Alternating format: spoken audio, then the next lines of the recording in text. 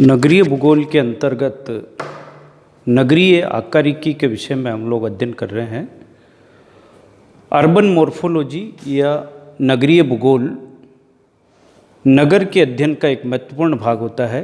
हम लोगों ने अध्ययन किया है कि नगर वह मानवीय बस्ती जो नॉन एग्रीकल्चर वर्क ज़्यादा करती है, जिसमें 75% से अधिक भाग जो है नगरीय कार्यों से संबंधित होता है और 25% जो है अन्य कार्य होते हैं।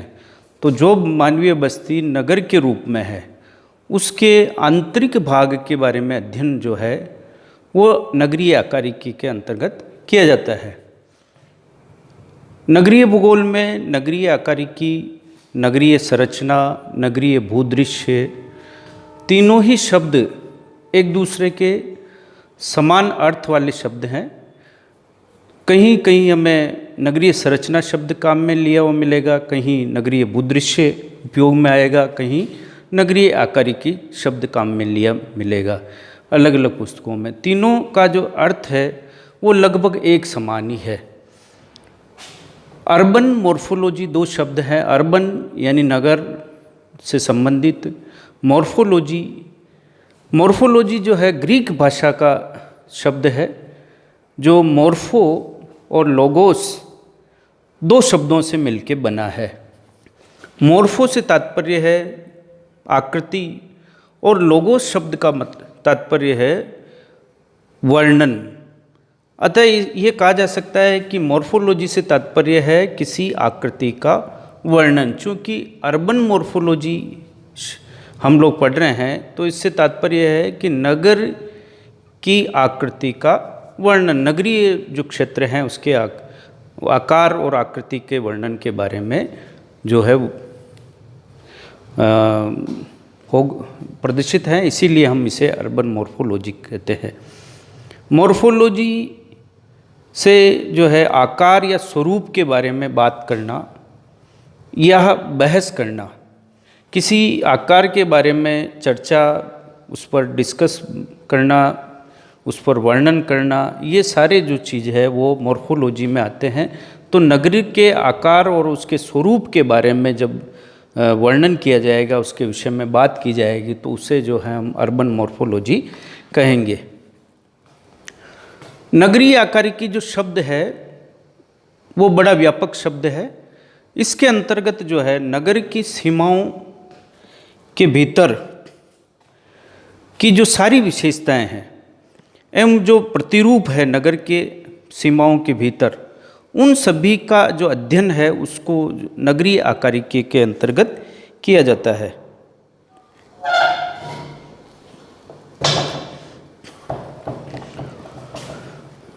सरल शब्दों में हम समझें तो नगर के भीतर के भिन्न भिन्न स्वरूप या उसकी जो आंतरिक संरचना है को उसकी आकारिकी में शामिल किया जाता है।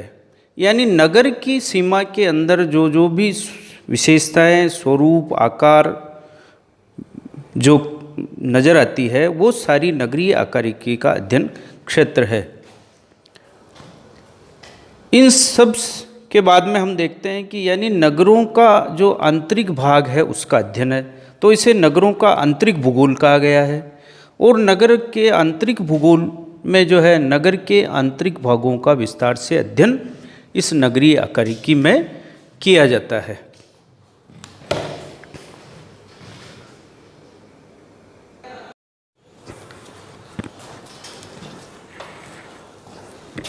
नगरीय आकारिकी के अंतर्गत जो है मर्फी के अनुसार संपूर्ण नगरीय भूदृश्य से हैं। नगरीय क्षेत्र के स्वरूप संबंधी तत्वों से हैं जो भवनों, सड़कों के प्रतिरूपों और व्यवस्थाओं इत्यादि रूपों में दिखाई देती है। आकारिकी अध्ययनों में हमारा प्रमुख संबंध होता है। मर्फी के अनुसार जो है तीन चीज़ें इसमें आई है। पहला नगरीय भूदृश्य या नगरीय क्षेत्र, और उसके अंदर स्वरूप की बात की यानी मॉर्फोलॉजी की बात की है, आकार की बात की है। उससे जो संबंधित तत्व है उन तत्वों में भवन और सड़कों के प्रतिरूप के विषय में उन्होंने चर्चा की है और उन व्यवस्थाओं की चर्चा की है जिनके कारण से वो नगर जो है उभर के सामने आता है। यानी नगरीय आकारिकी जो है वो नगर के आंतरिक भागों में जो व्यवस्थाएं हैं, जो प्रतिरूप है, जो विशेषताएं हैं, उन सभी का एक मिला जुला अध्ययन जो है नगरीय आकारिकी अध्ययन कहलाता है। नगरीय आकारिकी में जो है निम्न विशेषताओं को सम्मिलित किया गया है भूगोलवेत्ताओं ने। पहली विशेषता है नगर के भिन्न भिन्न कार्य संबंधी स्वरूप। नगर के अंतर्गत जो है नगरीय कार्य किए जाते हैं। वे कार्य जो कृषि से के अलावा जो कार्य है उनको नगरीय कार्य कहा जाता है और वो कार्य जो है अलग अलग स्वरूप लिए हुए हैं। औद्योगिक कार्य, व्यापारिक कार्य, शैक्षिक कार्य, चिकित्सा संबंधी कार्य, परिवहन से संबंधित कार्य, अनेक प्रकार की सेवाएं जो है नगर के अलग अलग कार्य है जो भिन्न भिन्न तरीके से नगर के में विद्यमान है और उन अलग अलग स्थान पर नगर में उनकी अवस्थिति होती है, वो नगर के अलग अलग भाग में स्थित होते हैं। तो इन सभी का अध्ययन जो है नगरीय आकारिकी में किया जाता है। आकारिकी का जो विषय क्षेत्र है कि नगर का विकास कैसे हुआ, उसकी संरचना कैसी है और उनकी विशेषताओं का विस्तार से अध्ययन करना अर्बन मॉर्फोलॉजी का विषय क्षेत्र है। ये अर्बन मॉर्फोलॉजी में सम्मिलित किया जाता है। तीसरी विशेषता हमारे सामने है कि नगरीय भूमि उपयोग। नगर का जो भूमि, जो बसाव स्थान है, जो भूमि जो उससे नगर को मिली हुई है, जो धरातल उपलब्ध है नगर के बसाव के लिए, उसका जो है नगर के अंदर जो निवास करने वाले निवासी वो भिन्न भिन्न तरीके से उपयोग करते हैं और वो जो उपयोग है वो स्थानात्मक प्रतिरूप कि किस क्षेत्र में शैक्षिक कार्य किए जाएंगे, कहाँ प्रशासनिक कार्य किए जाएंगे, कहाँ औद्योगिक कार्य के लिए जो स्थान होगा, कहाँ रिहायशी बस्ती बनाई जाएगी, कहाँ परिवहन से संबंधित कार्य किए जाएंगे। ये जो स्पेटियल पैटर्न जो उभर के आता है नगरीय भूमि उपयोग का, उसको जो अध्ययन जो है नगरीय आकारिकी के अंतर्गत किया जाता है। नगरीय जनसंख्या और यातायात की विशेषताएं। नगर की जो जनसंख्या है उसका गहनता से अध्ययन नगरीय आकारिकी में किया जाता है। नगरीय जनसंख्या के आकार, उसके आयु वर्ग, उसकी सामाजिक विशेषताएं, लैंगिक विशेषताएं, ये सारी जो विशेषताएं हैं उसका अध्ययन, व्यावसायिक संरचना का अध्ययन जो है नगरीय आकारिकी में किया जाता है। यातायात के जो साधन हैं, रेल मार्ग, सड़क मार्ग, जल मार्ग, वायु मार्ग के जो नगर के भीतर भी सुविधाएं उपलब्ध है, उनका भी जो है नगरीय आकारिकी के अंतर्गत अध्ययन किया जाता है। नगरीय आकारिकी का जो प्रतिरूप है, जो आकार है नगर का, वो उभर के मकानों और सड़कों के ढांचों से निकल के आता है। सड़कें रेडियल पैटर्न पे है या आयताकार स्वरूप में है या किस तरह से झील के किनारे चारों तरफ सड़कों का विस्तार हुआ है, कैसा है, मकानों का निर्माण कैसा हुआ, इन दोनों के सम्मिलित स्वरूप से जो है नगर का प्रतिरूप निकल के आता है। तो मकानों और सड़कों के ढांचों का अध्ययन भी जो है नगरीय आकारिकी में किया जाता है। नगर जो है सेवाओं का केंद्र होता है। नगर के अंदर अनेक संस्थाएं विद्यमान होती है, उनका अध्ययन जो है नगरीय आकारिकी में किया जाता है। नगर के भीतर जो है नगर के निर्माण के साथ साथ अनेक समस्याओं का जन्म होता है। परिवहन से संबंधित समस्याएं, रिहायशी बस्तियों से संबंधित समस्याएं, औद्योगिक कार्यों से संबंधित समस्याएं, नगरीय जो अपशिष्ट निकलता है उसके निस्तारण की समस्याएं, इस तरह से अनेक समस्याएं हमारे सामने उभर के आती है। उन समस्याओं का अध्ययन जो है नगरीय आकारिकी का विषय क्षेत्र है और उसका निराकरण करने का जो दायित्व है वो भी नगरीय भूगोलवेत्ताओं के द्वारा या नगर के अध्ययन नगरीय आकारिकी के अंतर्गत किया जाता है। अंत में हम कह सकते हैं कि नगरीय आकारिकी का जो क्षेत्र है वो अत्यंत व्यापक क्षेत्र है। नगर की सीमाओं के भीतर विद्यमान संपूर्ण व्यवस्थाओं का जो अध्ययन है वो नगरीय आकारिकी के अंतर्गत किया जाता है। नगर का जो फैलाव है वो क्षैतिज और लंबवत रूप से दो तरीके से होता है। क्षैतिज रूप से उसके आकार में बढ़ोतरी होती है, विस्तार होता है, उसका फैलाव होता है। और लंबवत रूप से जो है रिहायशी या औद्योगिक या व्यापारिक कार्य करने वाली जो स्ट्रक्चर है, मकान है, बिल्डिंग्स है, वो लंबवत रूप से उनका प्रसार फैलाव होता है।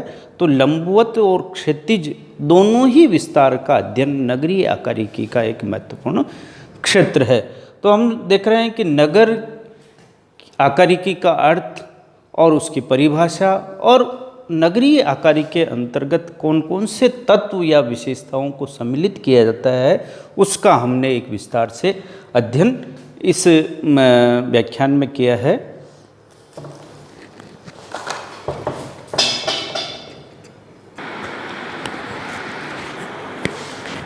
नगरीय आकारिकी के अंतर्गत नगरीय आकारिकी के विकास की अवस्थाओं के विषय में हम चर्चा कर रहे हैं। नगर का जो विकास होता है उसको जो है 3 अवस्थाएं बताई है भूगोलवेताओं ने। प्रथम अवस्था है जीव पिंड उत्पत्ति सिद्धांत। इस सिद्धांत के अनुसार जिस तरह से जीव का प्रारंभ एक कोशिका से होता है और धीरे धीरे उसके शरीर का निर्माण होता है, अंत में जो है वो परिपक्व अवस्था में पहुंच जाता है, उसी तरह से नगर का जो निर्माण है या विकास है वो प्रारंभिक अवस्था में एक केंद्र से होता है और उस केंद्र को एक कोशिका की भांति ही प्रारंभिक अवस्था में माना है। उसके बाद में धीरे धीरे उसके चारों ओर नगर फैलने लगता है और उसका विकास होने लगता है। यानी नगर के विकास को एक जीव के विकास के समान हिस्टोजेनेसिस प्रक्रिया के अंतर्गत माना गया है। द्वितीय अवस्था जो है उसके नगर के प्रतिरूप के निर्माण की अवस्था है, जिसे पैटर्न फॉर्मेशन कह रहे हैं।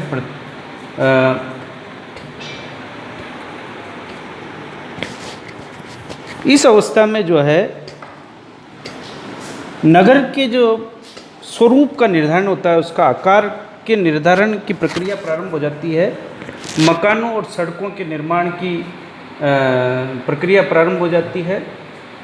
नगर के अंदर जो अलग अलग प्रकार के कार्य हैं उनके स्थान का निर्धारण या उनका वितरण, स्थानात्मक वितरण जो है वो धीरे धीरे प्रक्रिया की अवस्था में आ जाता है। यानी नगर के आकार में नगर के जो भूमि उपयोग है उसके उपयोग पर स्थान विशेष पर चर्चा बल देते हुए उस कार्य के लिए विशेष स्थान का चयन करना प्रारंभ कर दिया जाता है।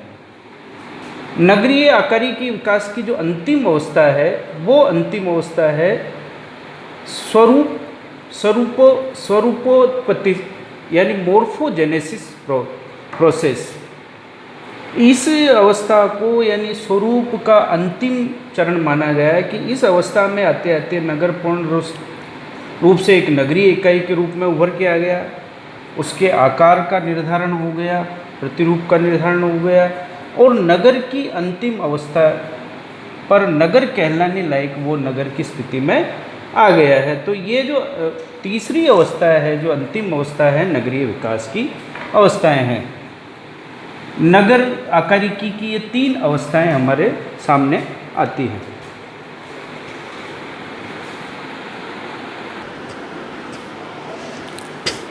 नगरीय आकारिकी के अंतर्गत नगर के संरचनात्मक विकास की शक्तियों के विषय में बात कर रहे हैं। नगरीय आकारिकी यानी नगर की जो संरचना होती है उसके विकास की कुछ शक्तियाँ भूगोलवेताओं ने वर्णन की है। 2 भूगोलवेताओं का नाम हमारे सामने आया है, कोल्बी और आरी डिकिंसन। कोल्बी ने नगर के संरचनात्मक विकास की 2 शक्तियों के बारे में बताया, केंद्राभिमुखी शक्तियाँ और अपकेंद्रीय शक्तियाँ। नगर के संरचना के निर्धारण में कुछ कारक ऐसे होते हैं जो केंद्र की ओर कार्य करते हैं और वो जो फोर्स है वो कुछ कार्यों को केंद्र की ओर स्थापित होने के लिए आकर्षित करते हैं। जैसे व्यापारिक क्षेत्र जो है वो नगर के मध्य भाग में स्थित होता है, जहाँ यातायात की अत्यधिक सुविधा होती है। औद्योगिक कार्य नगर के बाहर की ओर स्थापित होगा, क्योंकि उसके लिए अधिक भूमि की आवश्यकता होती है और खुले और समतल धरातल की आवश्यकता होती है। साथ ही उसके लिए जो है सस्ती भूमि, जिसका मूल्य कम हो, वैसी भूमि चाहिए जो विशेष तौर से नगर के बाहरी क्षेत्रों पर ही उपलब्ध होती है। और व्यापारिक क्षेत्र के लिए ऐसी जगह चाहिए जहां व्यक्ति की पहुंच, अभिगम्यता अधिक हो, उस क्षेत्र को व्यापारिक क्षेत्र के रूप में काम में लिया जाता है। तो इस तरह से ये शक्तियां जो है केंद्र की ओर कार्य करती। नगरीय संरचना के अंतर्गत एक विशेष प्रकार की शक्तियां जो अप केंद्रीय शक्तियां हैं, उसमें कुछ सेवाएं या कार्य जो है नगर के केंद्र की ओर आकर्षित नहीं होके वो नगर से के जो बाहर नगर की सीमा क्षेत्र पर जो अपना स्थान निर्धारित करते हैं। तो इस तरह की जो शक्तियां हैं उन्हें कोल्बी ने जो है अप केंद्रीय शक्तियां कही है। डिकिंसन ने कोल्बी का ही अनुसरण करते हुए पहली और दूसरी शक्ति उसी को काम में लिया। उन्होंने बताया कि नगर के जो संरचनात्मक विकास में उन्होंने 3 प्रकार की शक्तियों का हवाला दिया अपने लेखों में।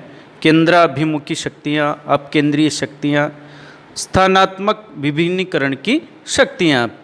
प्रथम और द्वितीय जो है कोल्बी के वर्णन में आई है, लेकिन तीसरा जो विशेष प्रकार है वो डिकिंसन ने अपने उसमें बताया है वर्णन में, कि जो शक्तियाँ और कार्य